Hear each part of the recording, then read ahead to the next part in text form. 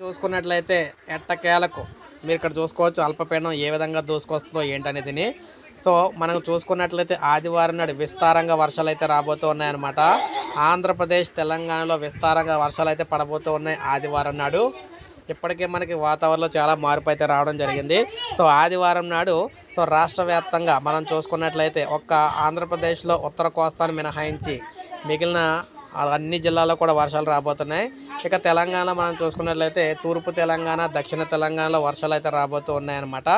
So మనకు ఆదివారం నాడు ఈ విధంగా వర్షాలు అయితే రాబోతూ ఉన్నాయి. ఇది మనకి అల్పపీడన ప్రభావంతో జరుగుతున్న వాతావరణ మార్పులు అని చెప్పేసి వాతావరణ శాఖ అయితే తెలియజేయడం అయితే జరిగింది. మీరు ఇక్కడ చూసుకోవచ్చు లైవ్లోని ఏపీ తెలంగాణకు సంబంధించి ఈ విధంగా ప్రభావం ఉందనేది మీకు ఇక్కడైతే క్లియర్ ఇన్ఫర్మేషన్ అయితే ఇచ్చాను నేను.